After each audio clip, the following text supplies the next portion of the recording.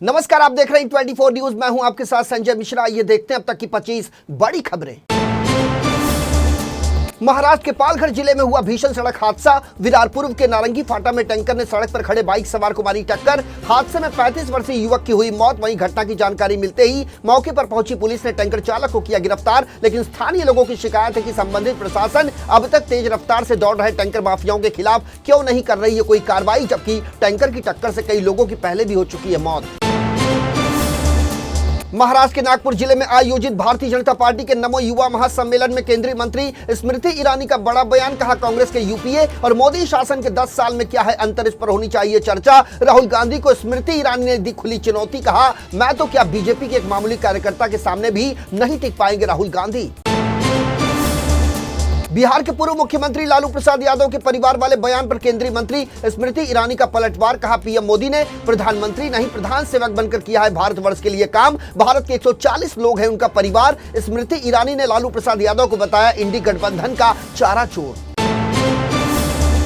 लोकसभा चुनाव की तारीखों का जल्द हो सकता है ऐलान। सूत्रों की यदि माने तो 14 या 15 मार्च के आसपास संभव हो सकती है आम चुनाव की घोषणा। बताया जा रहा है कि लगातार लोकसभा चुनाव की तैयारियों में जुटा है चुनाव आयोग, जो है अपने अंतिम चरण में। फिलहाल चुनाव आयोग के अधिकारी आम चुनाव की तैयारियों का आकलन करने के लिए कर रहे हैं कई राज्यों का दौरा। लोकसभा चुनाव से पहले पंजाब में बढ़ता जा रहा है बीजेपी के नेतृत्व वाले एनडीए का कुनबा। खबर आ रही है कि एक बार फिर शिरोमणि अकाली दल बीजेपी के साथ गठबंधन में होने जा रही है शामिल। शिरोमणि अकाली दल संयुक्त के फाउंडर सुखदेव सिंह ढींडसा की सुखबीर सिंह बादल की पार्टी में हो सकती है घर वापसी। दरअसल 4 साल पहले अकाली दल से नाता तोड़कर ढींडसा ने अलग से बना ली थी शिरोमणि अकाली दल पार्टी। बीजेपी के मोदी का परिवार अभियान को लेकर शिवसेना यूपीटी सांसद संजय राउत ने बोला हमला। कहा, जो अमीर है वे हैं आपके परिवार के सदस्य। जो आपने 50-50 करोड़ रुपए देकर सांसद विधायक खरीदे हैं वो है आपका परिवार। जो आपके लिए झूठे काम कर रहे हैं और जो आपके अंधभक्त हैं वो है आपका परिवार। राज्यसभा सांसद संजय राउत ने कहा कि हम नहीं है आपके परिवार, और यदि 140 करोड़ जनता की आप बात करते हैं तो उस 140 में हम भी हैं शामिल, लेकिन हम नहीं है आपके परिवार के सदस्य। देश में नरेंद्र मोदी सरकार की नीतियों और योजनाओं का जमीन पर दिखने लगा है बड़ा असर। इन्हीं योजनाओं की वजह से भारत में पिछले 10 सालों के दौरान गरीबों की संख्या में दर्ज की गई है तेज गिरावट। द वर्ल्ड पॉवर्टी क्लॉक की रिपोर्ट की यदि माने तो भारत में अब एक्सट्रीम पॉवर्टी 3% से भी नीचे चली गई, यानी कि अत्यधिक गरीबी की सीमा से भारत के लोग तेजी से आए हैं बाहर। महाराष्ट्र के पूर्व मुख्यमंत्री उद्धव ठाकरे ने कसा भाजपा नेताओं पर तंज। कहा, 2014 में लोगों से किए गए कई झूठे वादे अब उन्हीं झूठे वादों या जुमलों को मोदी की गारंटी के रूप में आम चुनाव से पहले लोगों के सामने दोबारा पेश करने की हो रही है बीजेपी की कोशिश। उद्धव ठाकरे ने कहा कि कभी भी नहीं देखी ऐसी नेताओं से बनी पार्टी जो पूरी तरह से है झूठे। दिल्ली की सरकार आईआईटी हैदराबाद के साथ मिलकर एक डेटा एनालिटिक्स और ऑटोमेशन सॉफ्टवेयर पर कर रही है काम। ये आर्टिफिशियल इंटेलिजेंस और डेटा एनालिटिक्स के जरिए रिटर्न्स ट्रैक करने, मॉनिटरिंग करने, रिफंड प्रक्रिया को आसान बनाने में करेगा मदद। इससे फाइलों का प्रोसेसिंग टाइम और उनमें होने वाली गलतियां भी होगी कम। इससे डिफॉल्टरों और टैक्स चोरी का पता लगाने और उन पर कार्रवाई करने में भी मिलेगी मदद। रिजर्व बैंक ऑफ इंडिया ने सोमवार को फिनकेयर स्मॉल फाइनेंस बैंक और एयू स्मॉल फाइनेंस बैंक के विलय को दे दी मंजूरी। इसके बाद 1 अप्रैल 2024 से फिनकेयर की सभी ब्रांच एयू एसएफबी के नाम से करेगी काम। इस फैसले से प्राइवेट सेक्टर के एयू स्मॉल फाइनेंस बैंक की स्थिति और भी हो जाएगी मजबूत। देश की राष्ट्रीय राजधानी दिल्ली में व्यापारियों के लिए जल्द शुरू होगी फैसलेस सुविधा। इसकी मदद से भ्रष्टाचार में आएगी कमी। दिल्ली सरकार जीएसटी के आईटी इंफ्रास्ट्रक्चर को अत्याधुनिक और पूरे जीएसटी टैक्स एडमिनिस्ट्रेशन को फैसलेस बनाने की दिशा में कर रही है काम। रांची के चर्च रोड स्थित नजीर अली लेन निवासी हमजा रहमान ने मानव रूपी सुरक्षा रोबोट हेरा का किया निर्माण। उनका दावा है कि ये भारत का है पहला मानव रूपी सुरक्षा रोबोट। इसे कार्यालयों, बैंकों, कारखानों समेत अन्य संस्थानों या प्रतिष्ठानों में सुरक्षा गार्ड के विकल्प के रूप में किया जा सकता है स्थापित। रिमोट से होता है इसका संचालन। दिल्ली आगरा राष्ट्रीय राजमार्ग 19 से डीएनडी फरीदाबाद बल्लभगढ़ बाईपास के एमपी लिंक रोड तक एलिवेटेड रोड का किया जाएगा निर्माण। इसके लिए सोमवार को चंडीगढ़ में मुख्यमंत्री मनोहर लाल की अध्यक्षता में हुई high power workers purchase committee की बैठक। इसमें इस प्रोजेक्ट के लिए प्रदान की गई तकरीबन 163 करोड़ रुपए की मंजूरी। राष्ट्रीय जांच एजेंसी यानी एनआईए ने बेंगलुरु जेल कट्टरपंथीकरण मामले में चल रही जांच के सिलसिले में मंगलवार को 7 राज्यों में 17 स्थानों पर चलाया तलाशी अभियान। आज सुबह से बेंगलुरु और तमिलनाडु समेत अन्य राज्यों में चल रही है छापेमारी। मामले से जुड़ी आतंकी साजिश में शामिल संदिग्धों से जुड़े हैं ये छापे। एनआईए की टीम ने बेंगलुरु के आरटी नगर में टी नजीर के घर पर मारा छापा। टी नजीर के आईएसआईएस से जुड़े होने का एनआईए को है संदेह।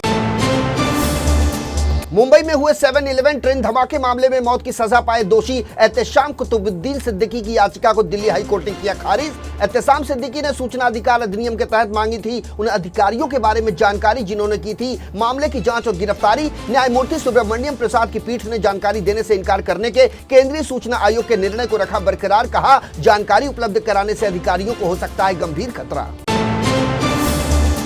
महाराष्ट्र के चर्चित पालघर साधु हत्याकांड को लेकर महाराष्ट्र के उप मुख्यमंत्री देवेंद्र फडणवीस का बड़ा बयान। कहा, जल्द ही षड्यंत्र रचने वालों का होगा पर्दाफाश। फडणवीस ने कहा कि महाराष्ट्र के पालघर में साधुओं के साथ जो बर्बरता हुई, इस प्रकार की घटना मैंने पहले कभी नहीं देखी। हम ये सोचते हैं कि मनुष्यों में इतनी बर्बरता आ कैसे सकती है। वैसे तो इसमें जांच की गई, गिरफ्तारियां भी हुई, लेकिन हमारी सत्ता आने के बाद हमने इस मामले में हुए षड्यंत्र के पीछे की जांच के लिए सीबीआई को सौंप दिया है ये गंभीर मामला।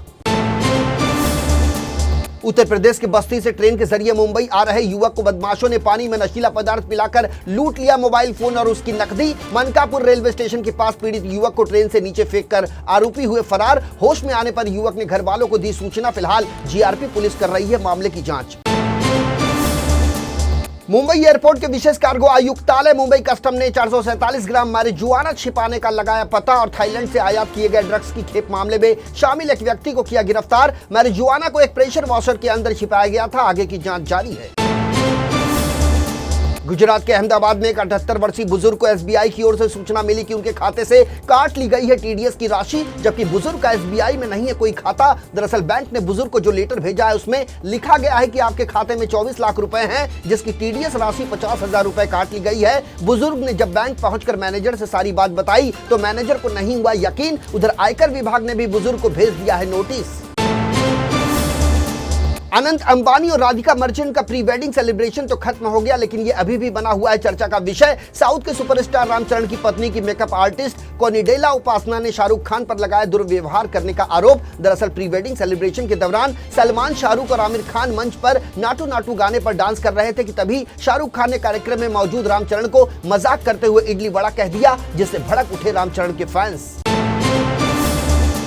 द केरल स्टोरी की सफलता के बाद निर्माता विपुल अमृतलाल शाह, निर्देशक सुदीप्तो सेन और अभिनेत्री अदा शर्मा लेकर आ रहे हैं अपनी अगली film Bastar the Naxal story. इस फिल्म में देखने को मिलेगी नक्सलवाद के खिलाफ मैदानी जंग। वहीं दर्शकों को भी है इस फिल्म का बेसब्री से इंतजार। अब दर्शकों का उत्साह बढ़ाने के लिए मंगलवार को मेकर्स ने फिल्म का रिलीज कर दिया जबरदस्त ट्रेलर, जिसमें नक्सलियों के खिलाफ जंग लड़ती नजर आ रही है अदा शर्मा।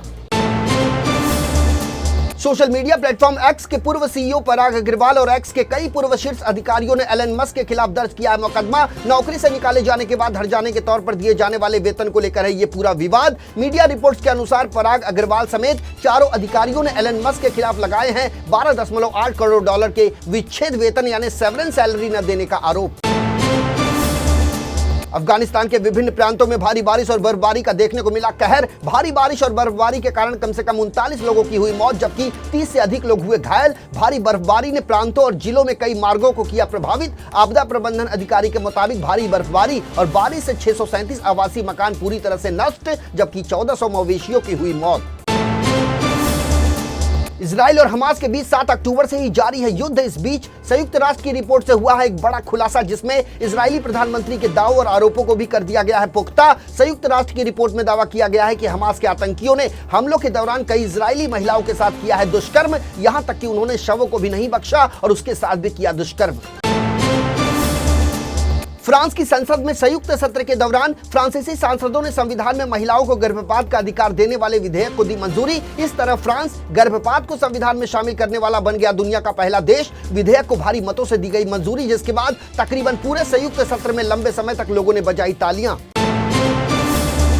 तो ये थी अब तक की 25 बड़ी खबरें। देश और दुनिया की ताजा तरीन खबरों के लिए बने रहिए इन 24 न्यूज के साथ। मुझे यानी संजय मिश्रा को दीजिए इजाजत। नमस्कार।